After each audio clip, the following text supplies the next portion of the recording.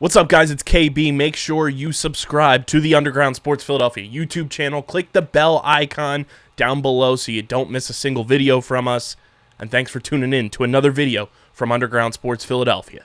Now let's get into it. Philadelphia, baby, you're going to love it. Best sports fans in the world. Actually, the worst, but that's what makes them the best. What is going on, OTB Nation? Welcome into episode number 251 of the allegedly award-nominated, number 9 ranked NCAA, viewable on YouTube. And as we're recording this, I didn't even tell Deej this. It's the 4-year anniversary of our Twitter, and I think of the pod. So we'll get into that at the end of the show and be all sentimental and sappy and lovey-dovey. But it's episode 251 of the Outside the Box podcast, the official lacrosse podcast on the Underground Sports Philadelphia Podcast Network. KB and Deej coming at you after a wildly crazy and successful week one of the NLL for the pod, for the league. And we got a lot to dive into. We're going to recap all the happenings from week one, quick hit all the games, give you our picks for week two with only 4 games on deck, which is a nice little simple week for week two.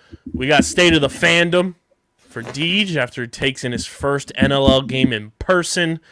We got PLL Top 50 chat.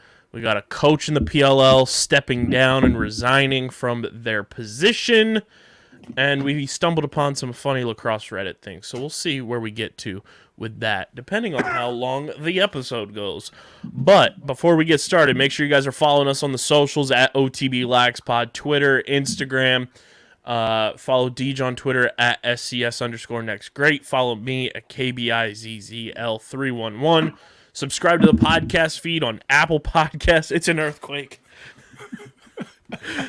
Turbulence. 2 weeks in a row.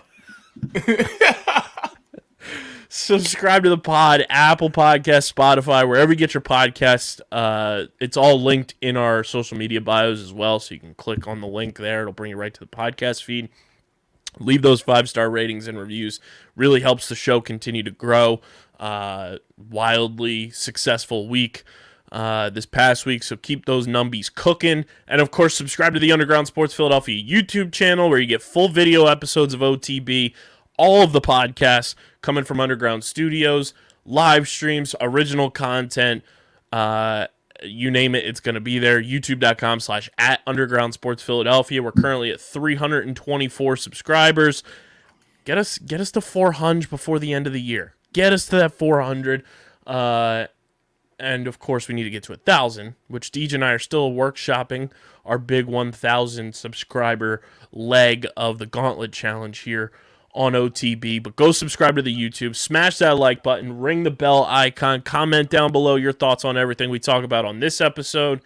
And before we dive into it all, this episode of OTB is brought to you in part by our merch partners, PHI Apparel Company. I was talking with our boy Tyler tonight, Deej. A little mishap and miscommunication from the logos that we've teased a little bit here, but they will be up hopefully by this weekend, but not on t-shirts just yet.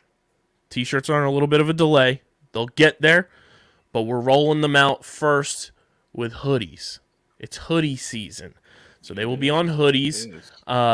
So go to PHI Apparel Co.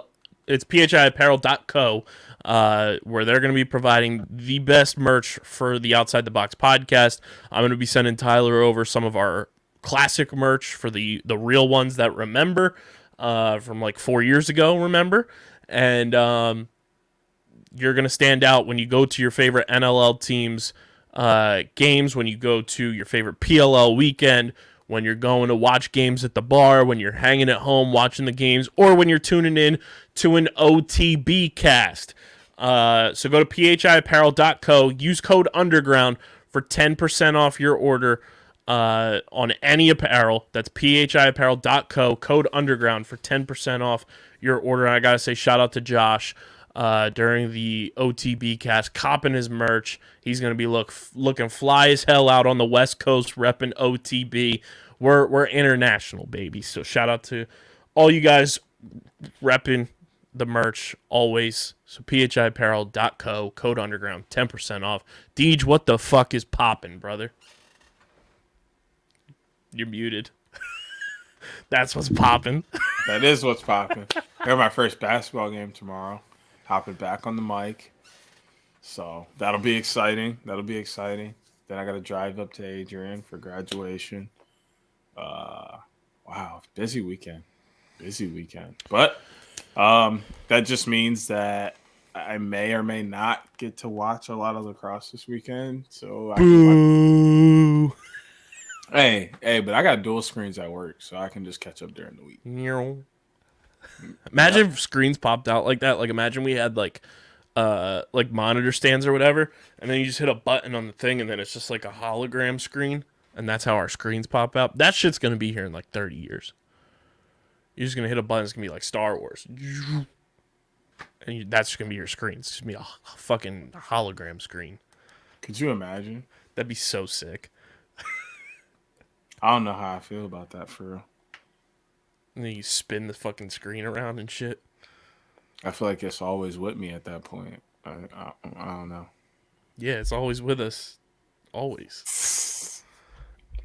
Before we get into recapping week 1, just want to say shout out to everybody that came out to the OTB cast on the YouTube. Wildly successful first one. We got a lot of positive feedback, DJ, and the people want us to keep doing it. They want to see more OTB casts. I don't know when the next one will be, but this is your confirmation. They will be happening again. Don't know if it'll be something that's like, once a month or depending on a big game. But they will be happening again. It was a ton of fun. And hopefully the next one with the Wings involved, they don't get their shit kicked in. But I had a blast doing that. It was a ton of fun interacting with everybody that popped out. Hopefully more people come through as well. And it really helped, drive people to the YouTube channel as well, which was huge. So if you came out to the OTB cast, shout out. Our number one audience was actually in Canada. Ton of Halifax fans popped out during and post. But what were your takeaways from the OTB cast? Solid questions we got asked too, just to help generate conversation and stuff. I just wish we had the rights to show the game. That's just like obviously we're never gonna get that. Well, I was gonna say I wouldn't say never, just not yet. Not yet. That's why people need to keep turning out for the OTB cast. And maybe not and even subscribe to the fucking pod. Boom. And we'll get everywhere we want to be. And we can do those kind of things. But it was a lot of fun. Just, sit back, enjoy the game. Kind of let people see my reactions. Because those are the kind of things I do at home. I sit there and go, oh my God, that's insane. And then I sit there and be like, I do that at home and I do that in the press box when I'm at the Wells Fargo Center. That's also one way or another, whether it's good or bad. So shout out to everybody that popped out. We did get a tweet today. I don't know if you saw it because obviously we both have access to the Twitter. But somebody tweeted at us, and I want to get it correct, at Postman Rock, Eric Della Rocco, fantastic name. It is. Tweeted at us, Albany schedule hasn't come out yet, but what I can piece together so far, doubleheaders, February 18th, Albany versus Cornell, Firewolves versus Vegas, and then April 15th, Albany versus NJIT, Firewolves versus Swarm, road trip, possibly more to come. The people love us in Albany. I will say that. So they want us to go. I don't know about driving to Albany in February because upstate New York, that snow scares me. But April doesn't sound half bad. Plus NJIT, shout out to the boys. That ain't bad. And you'd get to see your boy Lyle Thompson. That's true. And not that Lyle's not my boy, but he's your bit boy. He is. Oh, that's enticing a little. We'll keep you posted. Yeah, I gotta But see thank you for the awareness what on coaching looks like. the possibility of a doubleheader. Let's quick hit the games from week 1, and here were your winners and losers. Halifax beats Philly 18-8. Not great showing outside of Blaze Reardon for the Wings. Matt Rambo also had a pretty solid game for the Wings, but other than that, not too much there. Toronto beats Vancouver 19-8, and I immediately felt better about the Wings. Because San Diego beats New York 15-14 in what was easily the game of the week. We were there for it. Albany beats Buffalo 11-10, and I'm already like having disdain and like I feel like the Stitch gif, like pulling his face down and his eyes just like when it comes to Albany. I love them, but they drive me crazy. Yep. The boys, I'm going Napoleon Dynamite gif. Rochester pulling through 16-11 over Georgia, and then Saskatchewan beat Colorado 18-6, and I immediately felt even better about the Wings. Deej, I'll let you start. Which game or games stood out to you the most, and what was your biggest takeaway from week 1? Well, obviously the opener stood out because we talked about who should have been in it and why they should have been in it. But you look at their game and, well, maybe they shouldn't have been in it. So they also stood out to me in terms of Colorado and Saskatchewan, for those who may be oblivious of who I'm talking of. That game absolutely blew me out of the water. Saskatchewan popping out like that and literally just pretty much steamrolling Colorado was insane. Yeah, that was mind-boggling. I did say on the pod last week, and we can run it back turbo. I said I had a weird feeling about that Albany-Buffalo game, even though we both picked Buffalo. Said I had a weird feeling about that game, and I was right. Albany just always fucking plays Buffalo close. They finally get over the hill and beat them. That game stands out to me big time because it's something we talked about in our preview when we were doing the North Division. Like, is Buffalo going to be, is the exhaustion finally going to set in for those guys? And not that they played terribly, but 10 goals for a team that talented seems pretty low. It is the opener. I liken this very much so to like NFL week 1, where like it's the wildest week of the season. So like anything can happen. But Albany gets a hard-fought win against Buffalo, who a lot of people think can get back to the championship this year. Toronto proved us right. And then game of the week, San Diego and New York. Deej, tell the people about your first NLL in-person experience. What was it like watching your New York Riptide nearly squeak out a win against the Super Seals? Oh, I mean, I had a great time. The DJ was on point, for one. That was probably one of DJs across the league were on point. They did an amazing job. That's like probably one of the best parts about it, is like just that constant vibe that they were bringing. I think there were 2 of them down there, actually.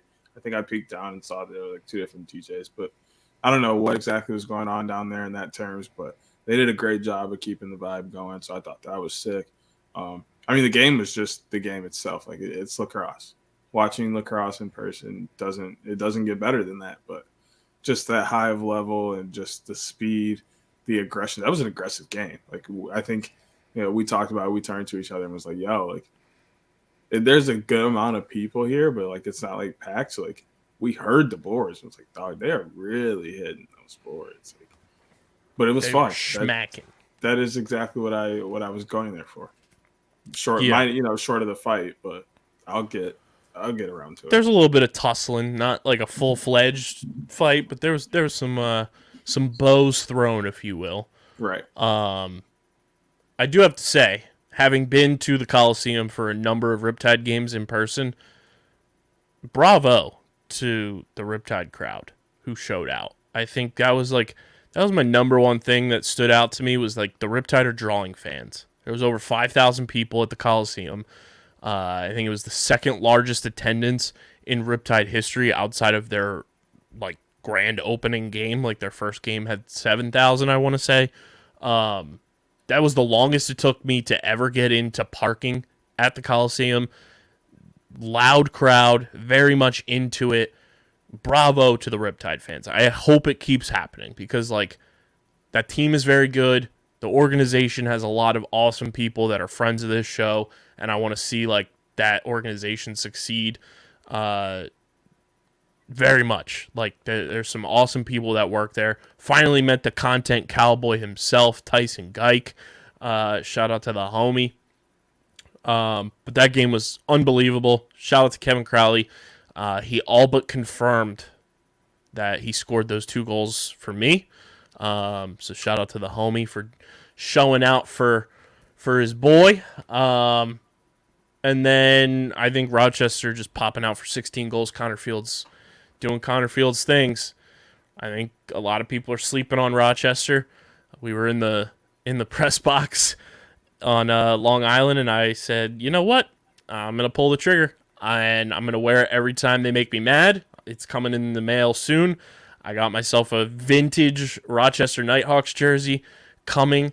So, boys, for now, you're part of the, you're on the fringe of being a league pass team, but as much as Lyle Thompson is good at lacrosse as DJ's bit, me yelling at the Rochester Nighthawks is also a very fun bit, and I love a lot of those dudes on that team, especially Fieldsy.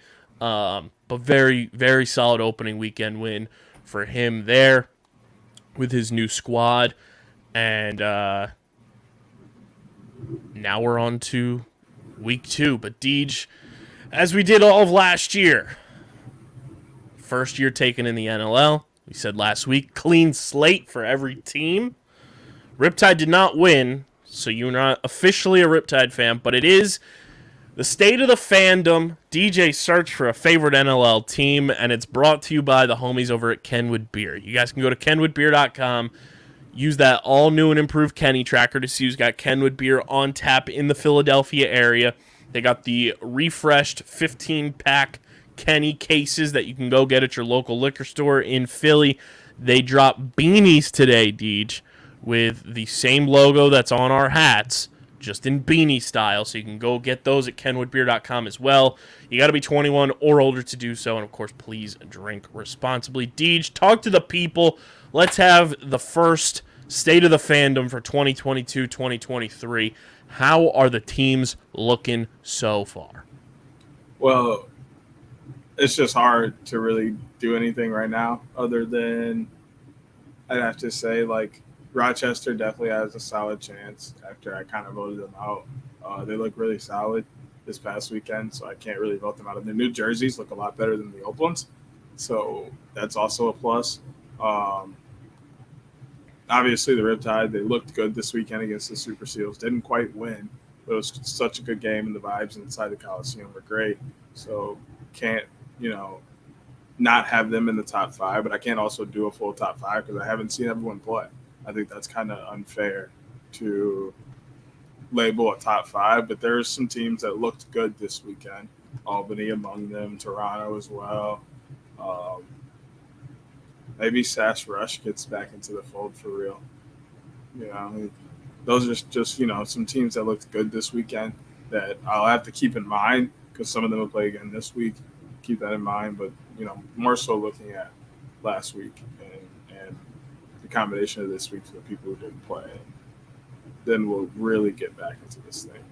Yeah, you've got 5 repeat teams from this past week playing this weekend, and then the 3 teams who did not play will be playing in week 2.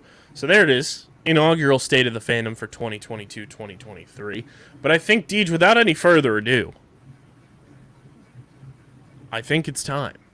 Feed the ducky. Let's feed the ducks. It is the NLL Week 2 Picks of the Week powered by our homies over at Pickup. You guys can go to playpickup.com, start playing the hottest headlines in sports, rack up points on your fan profiles, cash them in for prizes on the Pickup Marketplace. All you got to do is sign up with your phone number. No passwords to remember, no usernames, no login issues. As long as you know your phone number, you're good. So go to playpickup.com now and start playing those headlines. Deej, we've got 4 games this weekend for week 2. And it all gets started with the 2 most recent expansion teams. The Las Vegas Desert Dogs make their long-awaited debut on the road against Panther City Lacrosse Club. The Panther City boys were rocking and rolling last year for quite a stretch under reigning Coach of the Year, Tracy Koluski. And they're back at it in Fort Worth to host the Desert Dogs. Dogs versus cats in this one, if you will. How do you see the battle of Desert Dogs and Panther City shaping up?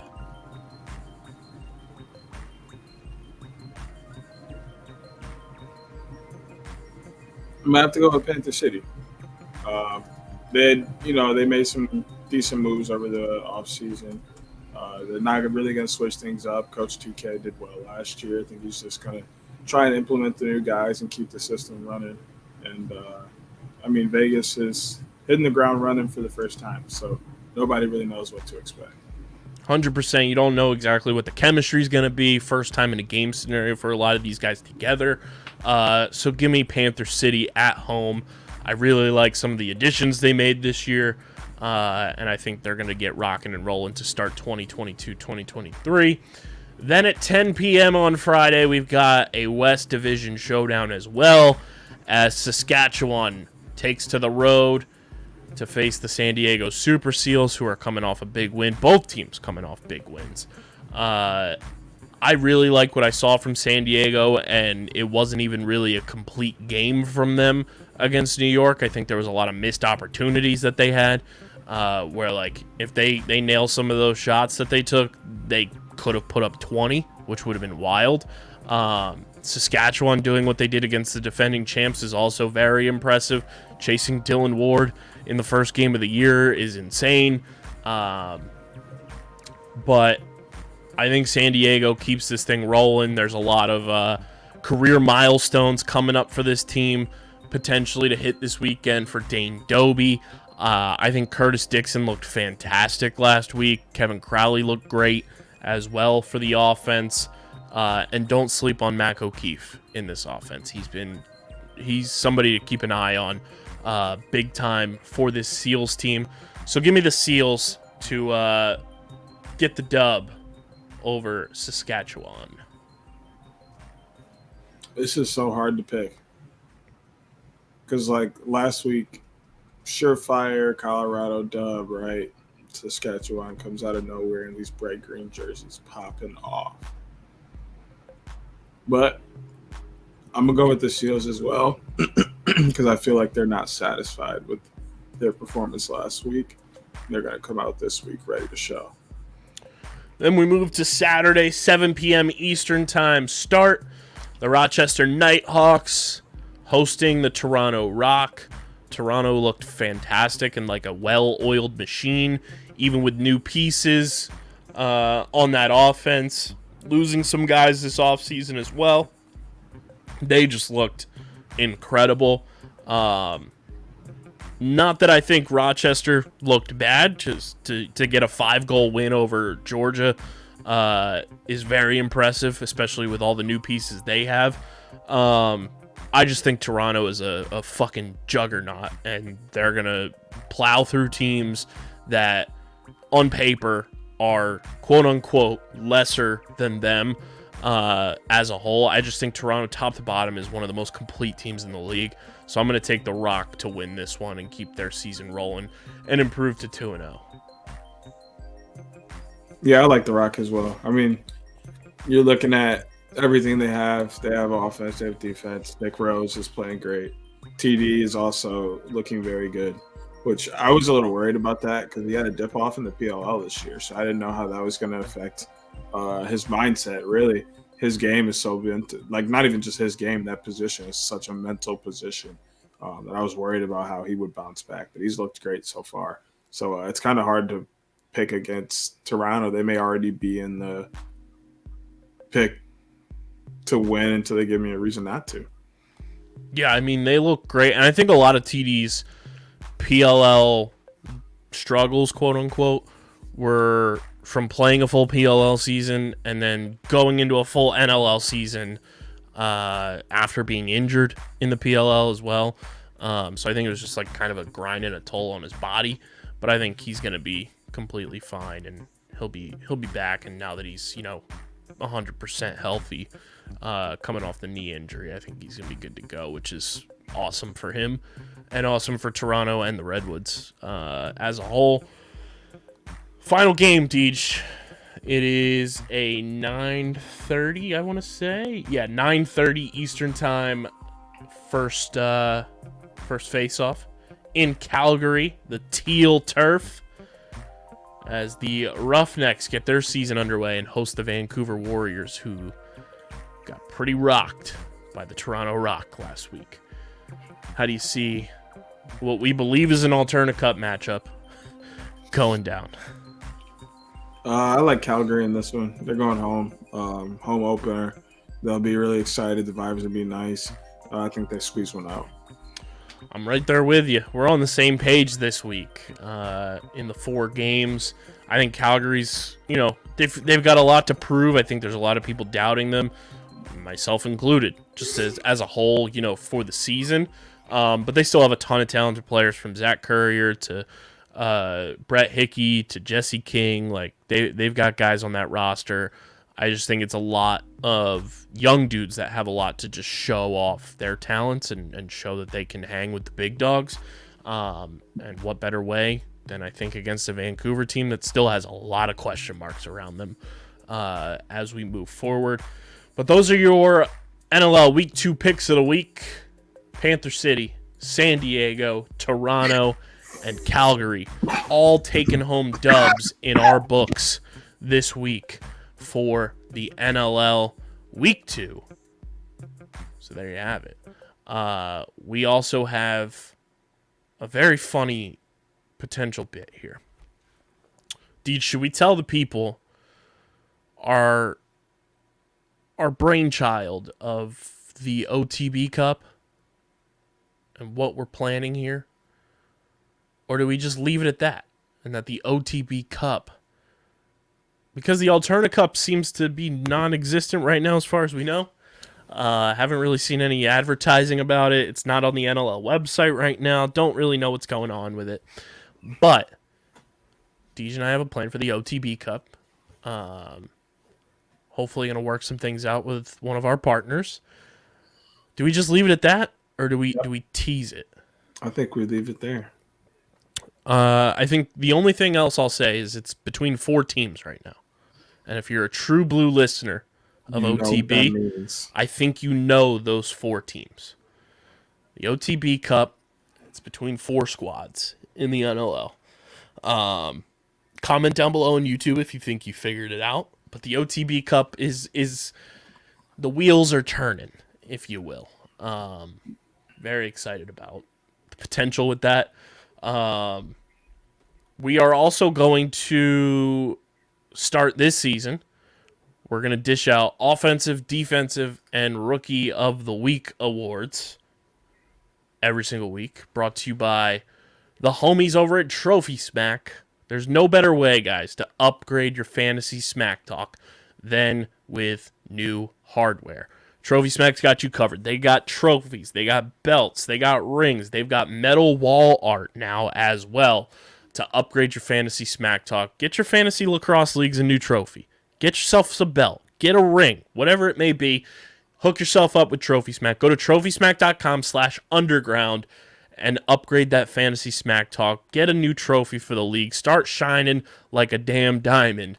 That's trophysmack.com/underground.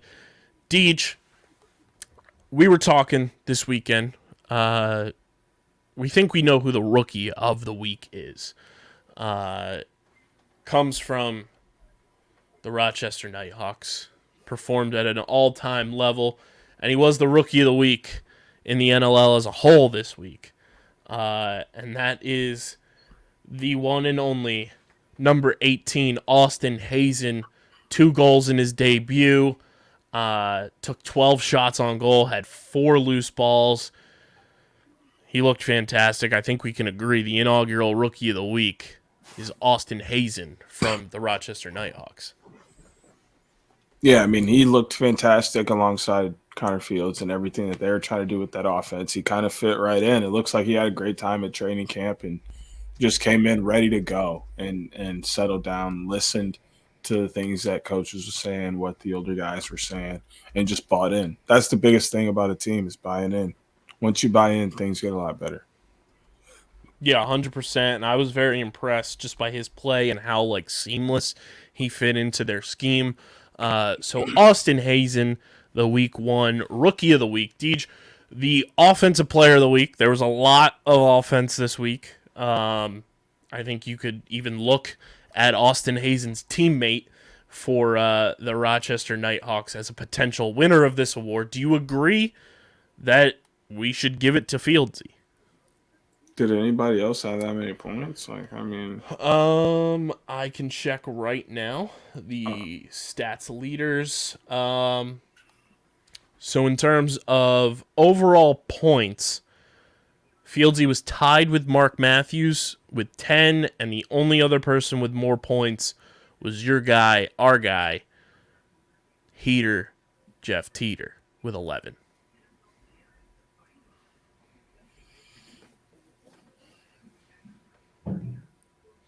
Goals leaders was Curtis Dixon and Blaze with 5 each, and then assist leader Solo Dolo, Mark Matthews with 8. I don't mind Blaze, low key. There. If you're talking about pure offense, Vance was electric oven on offense. 5 goals. I don't know if he had any assists. He didn't. Not that there was much to assist on because he was manufacturing the goals. Right. I think Blaze looked great. It was a tough game for the Wings, I'll say. I don't know. I'm kind of torn between Teat and Connor Fields. Jeff Teat had 7 assists, 4 goals. Connor Fields had 4 goals, 6 assists. Both guys really contributed to their teams. Obviously, Riptide fell short of a win in a very controversial moment towards the end of that game. I don't know. I wish we had an Ask the Audience feature right now, live to. Because it's just so hard to choose. And moving forward, we'll be naming the awards winners earlier in the week, but we're just getting it out here now to kick things off. But yeah, I don't know. Ooh. I like Blaze. I'll rock with it. It's Blaze. It's the boy. 5 goals is a guy who's not typically subjected to being the guy leading the team in offense. It's pretty impressive. I'm also tipping the cap to Teat, Connor Fields, and Mark Matthews at that. Mark Matthews having 10 points in Saskatchewan's opener is fantastic for them as well. And then, Deej, your Defensive Player of the Week. How do we want to gauge Defensive Player of the Week? Purely off fight. No. I mean, CTOs, loose balls, transition, all of that counts. Just a normal defensive. So if I'm looking here just at the stats page. One guy ranks in the top 5 in both caused turnovers and blocked shots. Ronja. No. Oh. Toronto Rock's Brad Cree. They did say he had a really good game. He had 3 caused turnovers, 3 blocked shots. I feel like I want to give the nod there. The leaders in block shots it was a tie across the board.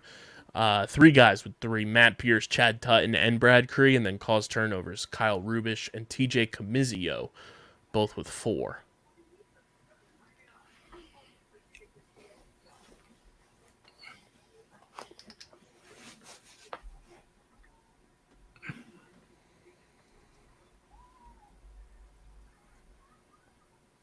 I like Brad Cree there. That's not a bad idea. I could rock with that. And then I think we should give a goalie of the week too. Mm-hmm. I'm feeling Rosie. 53 saves. Only let up 9 goals, if I'm not mistaken, to Vancouver, if not less. I want to get that right. 8 goals. They won 19-8. 53 saves. Only let up 8 goals. Gets the win. Not that wins are necessarily a full-blown stat you want to, put a ton of emphasis onto. Right. But I think Rosie gets my nod. I like that idea. I thought he had a fantastic game. And he's continued to show why he's been really good. And he's a big reason why they won big. You can't win in this league without a good goalie. And Rosie continues to show that. Only goalie this week with 50 or more saves as well. So I think that's a auto nod there. So there it is, your Week 1 award winners. Austin Hazen, Rookie of the Week. Blaze Reardon, your Offensive Player of the Week, with also nods to the guys we mentioned as well. Brad Krieger, your Defensive Player of the Week. And then Nick Rose, your Goalie of the Week. Brought to you by the homies at Trophy Smack. Switching gears, Deej. The PLL Top 50 underway for 2022. For the people at home who don't know how the algorithm was created for the top 50, only current PLL players voted. And in September, they voted by ranking their top 25 players in the league. The scores then get aggregated into these final rankings. This is all player voted upon. Lots of discourse. I like how they have Kark doing breakdowns in video form as well. But we've gotten up to number 21 on the list so far as of this recording. So then next week, we'll be talking about 20 through number 1, I believe. So we'll start with 50 to 41, Deej. Number 50, a newcomer on the list, was not ranked last year, Mike Manley. Number 49, ranked 26th last year, our guy Jules Henningberg. Number 48, another newcomer not ranked, the Short King hater himself, future guest of OTB, Bryce Young. Number 47, another one of our guys, was ranked 48th last year, 47th this year, now world champion, Jake Withers. Number 46, another newcomer, not ranked last year, Chaos LSM finalist for the award, CJ Costabile. Number 45 was ranked number 14 last year, Miles Jones. Another newcomer, number 44, after not being ranked in 2021, Connor Fields. Number 43, ranked 42nd last year, Brody Merrill. A rookie cracking the top 42, Jack Hanna, world champ. And then another non-ranked player in 2021, another world champ from the Dogs, number 41, Ryan Conrad. So, Deej, your thoughts on 41 through 50. How do you feel about these rankings for the first grouping here? Didn't surprise me too much. Thought maybe a few people might have been a little lower. But also the talent is so spread out, and there were a lot of guys who had really good years. So it's going to be interesting to see where some guys fall. I thought this group was very solid. It also makes me wonder, are there all returning guys going to be later on in this list, or is this just going to be a bunch of guys making this list that weren't ranked last year? I think it could be a combo. I think there's gonna be some surprises in the top 20. I like seeing Mike Manley ranked here. I like seeing Bryce Young ranked. CJ Costabile absolutely deserved to be ranked. I think he's ranked pretty high in terms of high up on the list. I thought CJ would have been a little bit lower, meaning closer to number 1 than to number 50. Connor Fields getting ranked, fantastic for him. He had a great year for Archers, and then Jack Hanna and Ryan Conrad getting the love that they deserve. Very well deserved there. Moving on to the 40 to 31 range here. Number 40 was ranked number 35 on 2021's list. It's Will Manny. And at number 39, ranked number 29 last year, his fellow bunk bed boy, Marcus Holman. Number 38, who was ranked number 34 last year, Ben Randall. Ranked number 40 last year, now number 37, Rylan Reese. Number 36 on this year's list was ranked 13 last year, Brian Costabile. Was ranked 32nd on last year's list, now ranked number 35, Eric Law. Ranked 27th last year, now number 34, Liam Burns. A newcomer at number 33, Chris Gray. A newcomer at number 32, Tyler Warner. And a newcomer at number 31, Rookie of the Year, Brendan Nickturn. Thoughts on 31 through 40, Deej? I think this one, there was a lot of discourse about. Yeah, this is the one where everybody was like, and like I didn't quite understand like Bunk Boys being quite high at 39 and 40. I was like, kind of strange. Although I know Will like started hot and then yeah, but like he tapered off, but like and that's got to mean something, you know, at least in my head.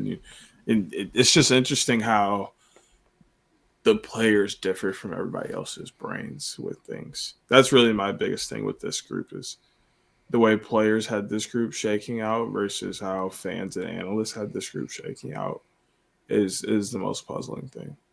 I don't understand. I think my biggest gripe is Liam Burns. I don't know how going and winning a championship and playing as well as he did again this year brings you to 34 from 27. That one kind of had me scratch my head a bit. But other than that, not too much. And I agree with you on, Will and Marcus, kind of interesting there as well. But let's move to 30 to 21. All the way up from number 44 last year, CK Foudy, Connor Kelly, now at number 30. Zach Goodrich comes in at number 29 after being ranked 21st last year. A newcomer at 28, the Birdman Jr., Charlie Bertrand. Number 27, rookie Logan Wisnauskas. Number 26, after not being ranked last year, Ryan Terafenko. Number 25, after being ranked 15th last year, Jack Rowlett. Number 24, after being ranked 16th last year, Rob Pennell. After being ranked 25th last year, now at 23, Garrett Epple. After being number 4 last year, now at number 22, Grant Ament. And then after being in the top 20 last year, falls to number 21, Joe Nardella. More discourse around this one, I think, as well. I think my biggest takeaway was Jack Rowlett.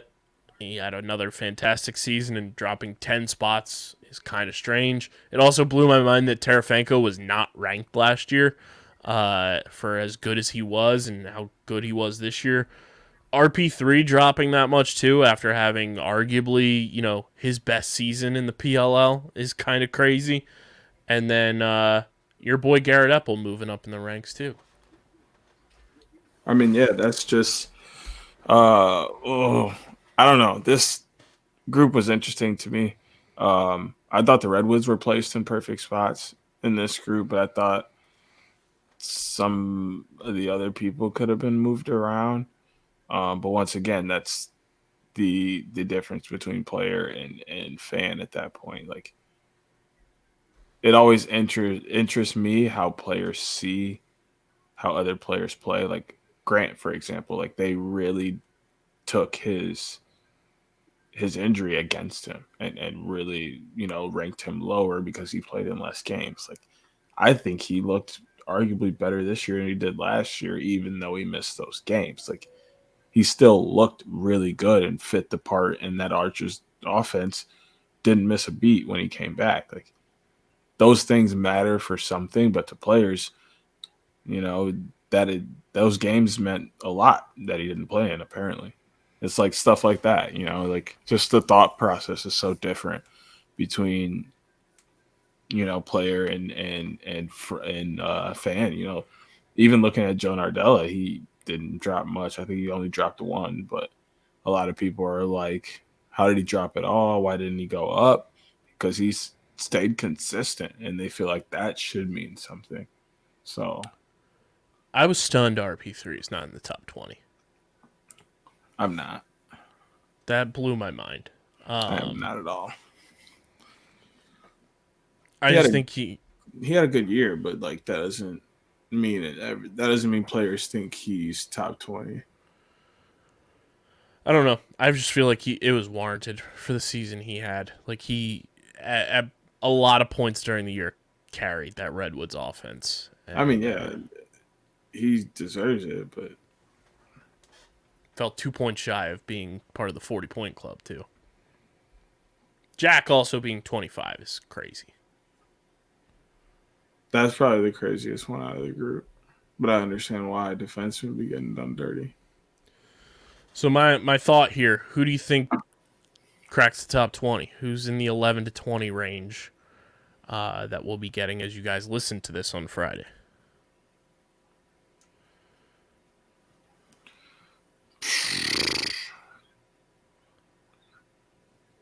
I don't know. Ryder. I don't think Ryder's making the list. I think he does. That's my hot take. I think he does. I think players like Ryder more than anybody on the Redwoods. That's just my hot take.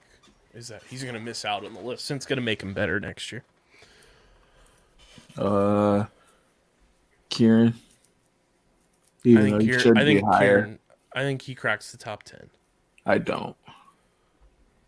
I don't think players are really talking about him. At the time, I don't think they were. September was really when everyone was talking about Kieran, though. Even though we were talking about him for years. September was like when it was like, oh, look, everyone's seeing the light. Yeah, but they're looking at the whole season. And if you think about it, people are looking at Sowers as the main guy there. I think Sowers will be in too. I think Sowers, Dylan Ward, Courier, and Kieran are the water dogs that are going to be somewhere on this list. Yeah, in the top 20. Blaze has got to be in the top 20. Trevor's got to be in the top 20. Lyle's got to be in the top 20. I mean, does Zed make it for all the games that he missed? I don't know.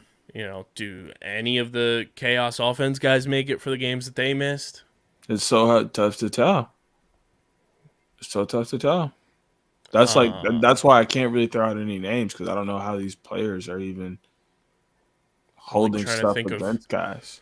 I'm just trying to think of like the certified shoe-ins for top 20 right now too. Like, Burnlore's gonna be top 20. Easy. Burnlore's probably the only shoe-in for. He had a crazy. I would shoe him in for top 10. Yeah, he had a crazy year. I think easy shoe-ins for top 10 are Burnlore, Lyle, Blaze, Dylan Courier. Maybe Sowers. And Trevor Baptiste is top 10. Yeah, Trevor. I wouldn't put Sowers in there. I think if Sowers does, he is number 10. That's where I'm putting him. He's that guy that squeezes it. Mostly because he was the MVP of but he missed so much time. Not really this year. He missed what? A game? I think he missed more than that. I'm gonna double check that because he I didn't think miss he that missed. much. I think he missed 2 or 3.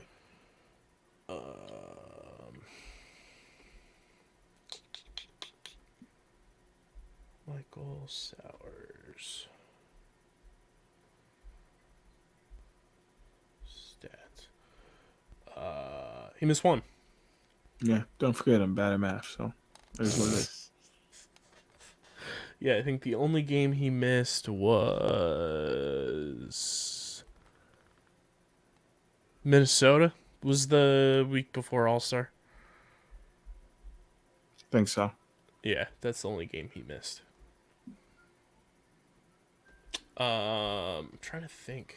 I'm just looking at teams. Like, there's nobody else from Kansas that's making it except for Lyle. Atlas, like we said, is Trevor. Oh, Jeff. Jeff Teet's in the top 10. Chris Gray is probably in the top 20. He's already on the list. Oh wait, he was in this last group, wasn't he? Yeah, he was 33. You're right. Mm-hmm. Does Rambo make it? Rambo's probably top 20. I would assume. I guess people are saying Connor Farrell. Oh yeah, Connor's probably top 20.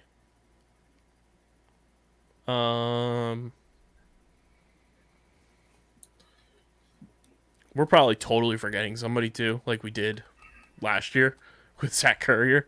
Yep. Yep. I should just scroll through all the Topps cards I have right here.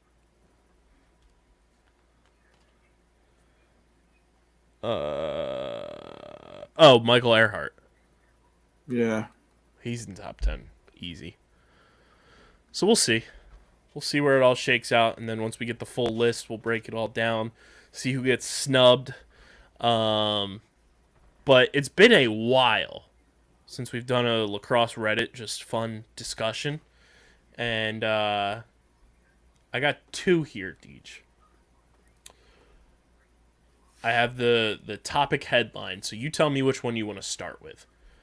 First one is, who would be a better player? Second one is, the question that's been asked 1,000,000 times. The question that's been asked 1,000,000 times. So here we go. The question that's been asked 1,000,000 times. If you had to create, or maybe you already have, a building block / pyramid of lacrosse skills, what's at the bottom? What, for instance, do you say are the steps to being a great passer? So how would you build, like, basically, like, for everybody at home listening or watching, think of, like, the food pyramid is how I, like, interpreted this question. And how do you build the base of lacrosse skills as being, like, the most important type of stuff because you need the most of it, all the way to that pinpoint at the top of the pyramid.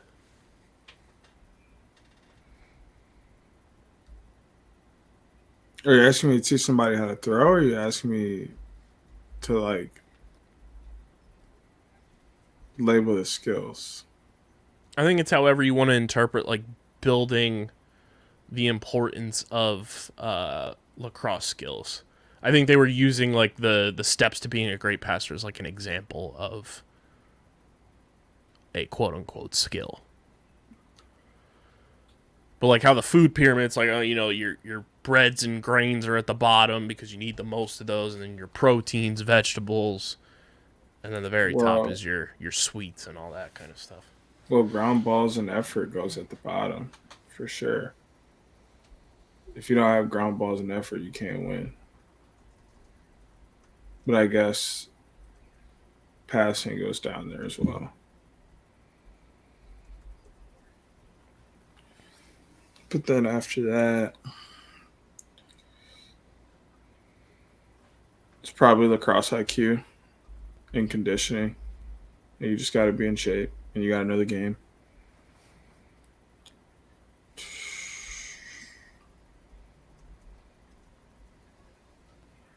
And a love and a passion for it would come next.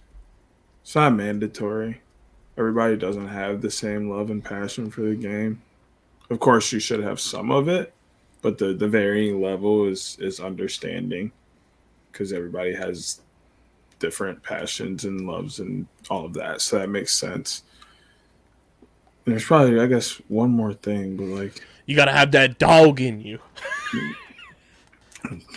pretty much like you gotta, yeah, that like heart. I say heart is the thing. Like, can you play lacrosse without heart? Yeah, but the best players play with heart and pride and don't like they don't like to lose. They don't back down and they don't let teams walk over them.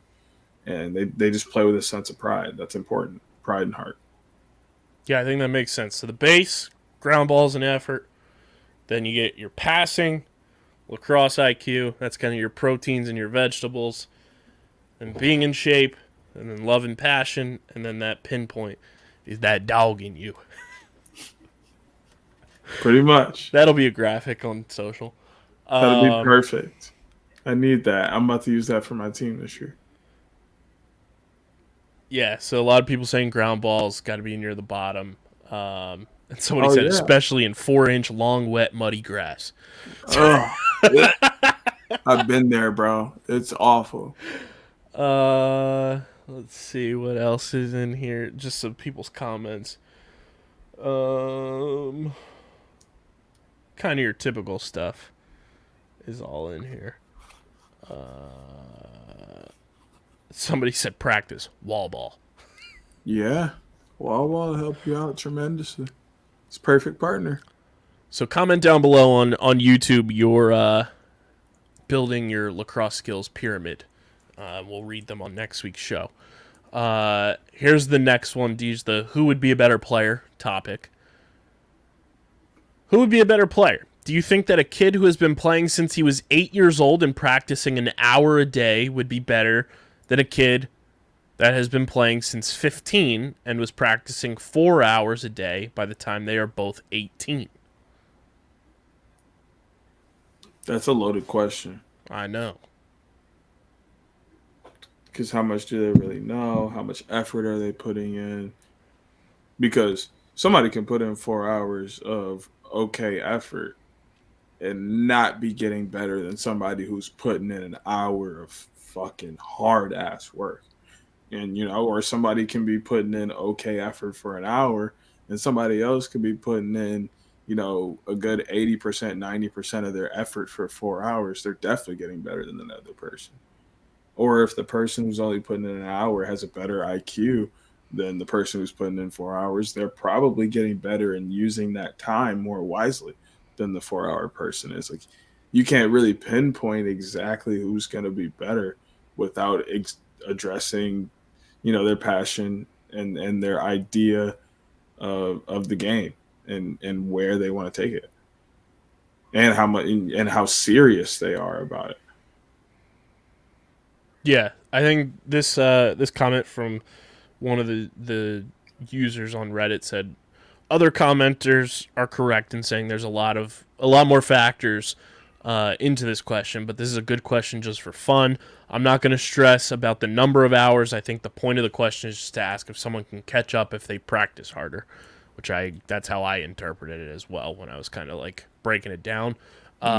The kid that started at 8 is going to have a lot more games under their belt. Practice is great, but actual game experience is going to count for a lot. That kid has seen a lot of different coaching styles and probably knows what works best for them also. Aside from that, just considering the practice alone, I think it'd even out.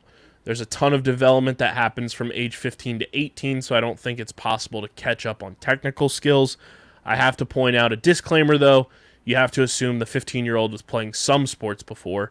To start from nothing would be a huge hurdle. There's a kid I know that is a great goalie after just a year of play. Previously, he had years of being a pretty high-level baseball catcher, though. That's damn. Okay, that's kind of sick. I agree. Like, there's some Similar factors into it, but I think overall, like, they do kind of even out. Yeah. In a lot of aspects. But it's a fun question, so again, YouTube, comment down below your thoughts. Which one do you think is better? Do you think it evens out the 8-year-old who's been practicing an hour a day or the 15-year-old that was practicing 4 hours a day by the time they're both 18? Who's better? Good question there, though. And we're going to try to find more Reddit lacrosse stuff. Deej, we are about an hour in. Question I'm posing here. You and I both have packs. Once again, do we save them for a big-ass opening? Which I should tell the people. We have some fun lacrosse stuff coming to the studio. We have stumbled upon and acquired a 2021 replacement pack from Topps, from last year's snafu with Topps. That's coming by next week. So we have that coming to our haul of cards coming, which I think all in all, we're going to have pretty close to a box of cards that we'll be opening between the two of us. And then we also have one of the boys, a signed Colin Squires lacrosse ball, will be added to the studio setup. That's also on the way. Deej, my question to you is, do we open these 2 packs or do we save them for a big-ass opening? I'm down for either one. I've been itching, low-key, because I don't like looking at them. But if I got to keep looking at them, I'll keep looking at them. Should we spin a wheel? It never hurts to spin the wheel. Spin a wheel? The wheel's always right. Here we go. And now, is it a one-and-done wheel spin, or is it a best of X? Why are you making me make so many decisions? Because we got to make sure we have our bases covered. That thing won.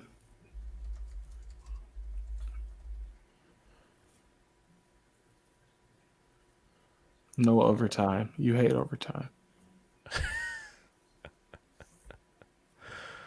All right.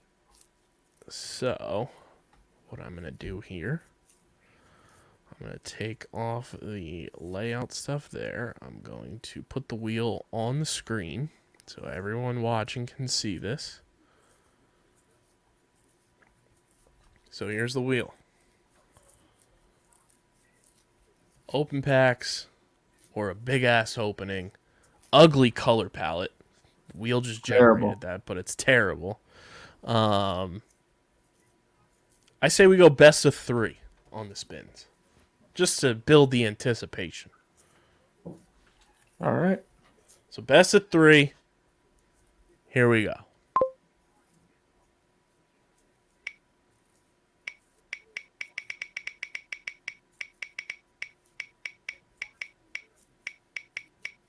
This might be the slowest spinning wheel ever.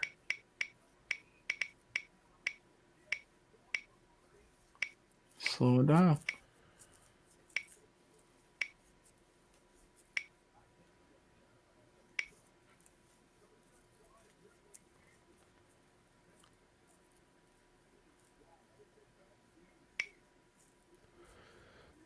One tally for a big ass opening.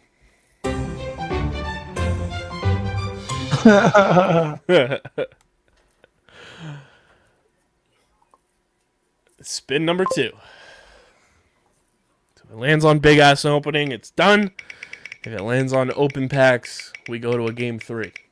It's rigged. It's going to land on open packs. Not going to be over that easy.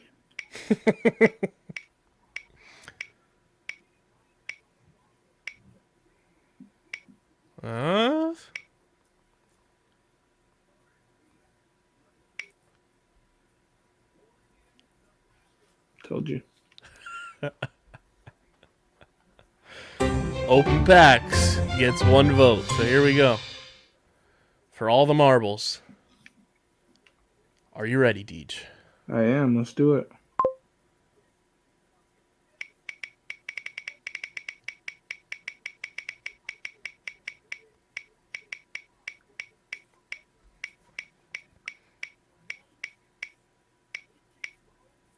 Slowing down for the people just listening on podcast.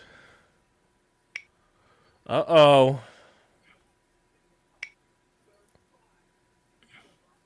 Uh-oh.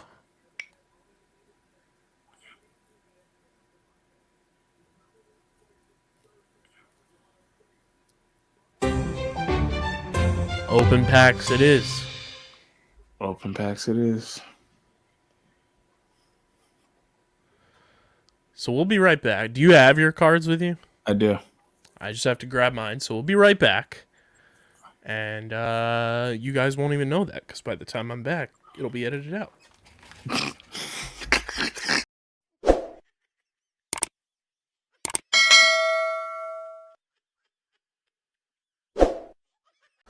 And we're back. We are back. So these are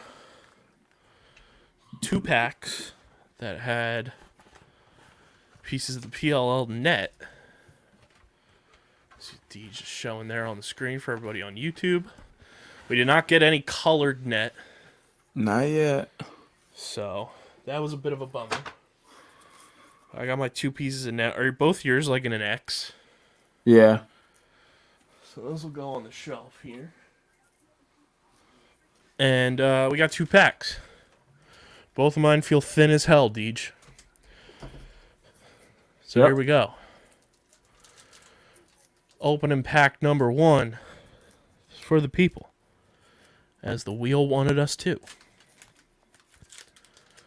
Do your thing. Let's see it. What are we hoping for? Obviously, we haven't pulled a jersey That's patch card yet. I don't think I have a jersey patch card. I'd be stunned if I do. Pleasantly stunned. But here we go. We got Adam Gittleman, number 1. We got Eddie Glazner. Mm-hmm. We got another Jeff Teat. Pops up so much. Another Jack Kelly. Mm-hmm. Mm-hmm. We've got a foil. Jake Pulver. That's nice. With what looks like Paul Rabel in the background. Might be. So that's kind of neat. Card's kind of jacked up, though. That's annoying. Isaiah Davis-Allen. Wow. First one of IDA. Yeah. Very cool card there. Another first, I think, Dan Bucaro. I have a couple. With Atlas. And we're adding to the dogs, Christian Scarpello. I think that's a first. We're getting all the dogs. I think by the time this is over, we should be able to assemble the entire Water Dogs roster. I think we can. Just about right now. So these your first pack of 2. I'm kind of bummed that this Pulver card is a little damaged. Yeah, that's kind of shitty.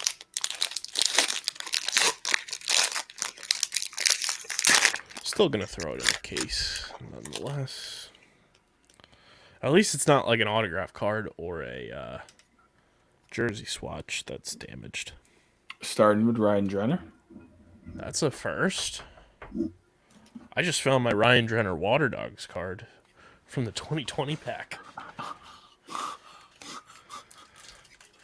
Oh, John Madursky. Wow. Vintage.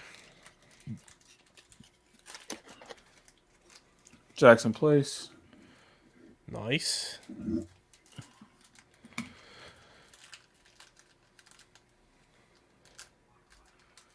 $36 out of 99 Rambo. Hey-oh, that's a first. Now we both have an out of 99 from this set. Facts. Dan Coates. Nice. As opposed to Daniel Jackets. Chris Haslanian. Fanania.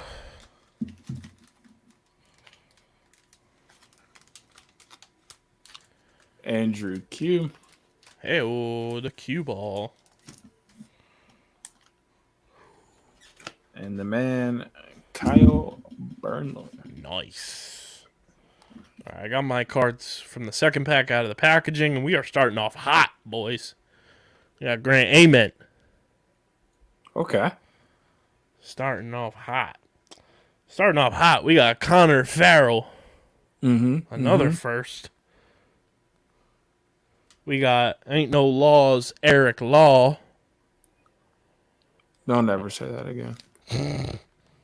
I tweet that all the time. That's awful. Got Garrett Epple. To go with my 1 of 1. Ooh, baby. We've got a 92 out of 99. Danny Logan. Okay. I like that. Just saw the boy playing for the Seals. We got Holden Garland.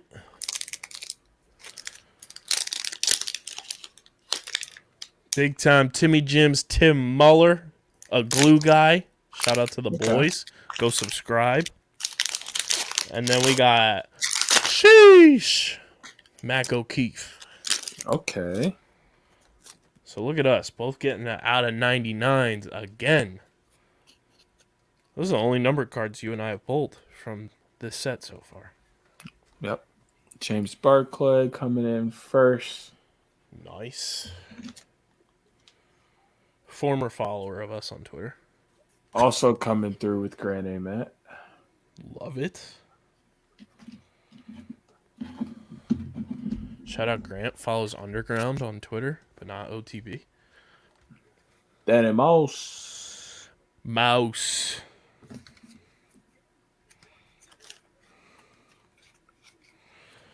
Sam Dugan.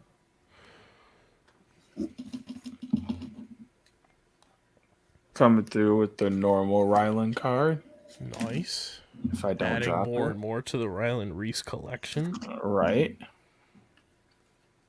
Wasserman. The boy. Brad Smith. With or without mustache is the question. With. And last but not least, All-Pro first team, Blaze Reardon. Nice. AP 13. So there it is. Biggest hits for the out of 99 Danny Logan, out of 99 Matty Rambo. And you got the All-Pro Blaze insert. So there it is. Another fun opening, which once all of these are together, we're going to mishmash all of the videos together and have one giant-ass opening video for you all. Can't wait for all of those to show up. But enjoy the games this weekend, everybody. And while you're at it, make sure you're following us at OTBLaxPod on Twitter and Instagram. Follow Deej at SCS_NextGreat. Follow me at KBIZZL311. Subscribe to the podcast feed, Apple Podcasts, Spotify, wherever you get your podcasts. Leave those 5-star ratings and reviews. And subscribe to the Underground Sports Philadelphia YouTube channel. You have full video episodes of OTB, original content, live streams, all on our YouTube channel. Go subscribe. Smash that like button. Ring the bell icon. Comment down below your thoughts on this episode. Give us your lacrosse skills pyramid as well. And make sure you guys subscribe. And let us know. Give us ideas in the comment section, too, of the next game you want an OTB cast for. Let us know in the YouTube comment section. Shout out to our merch partners, PHI Apparel Company. Use code Underground for 10% off any order at phiapparel.co. And we'll be back next week breaking down the Week 2 action from the NLL, the rest of the top 50 list. Hopefully we have more cards. And that'll do it. Any final thoughts, Deej? Nope. So this has been episode number 251 of the allegedly award-nominated number 9 ranked NCAA podcast, number 9 Shrek ranked podcast, and of course viewable on YouTube Outside the Box podcast, the official lacrosse podcast on the Underground Sports Philadelphia Podcast Network. For Deej, I'm KB. Till next time, we're getting the heck out of here. Peace. Peace.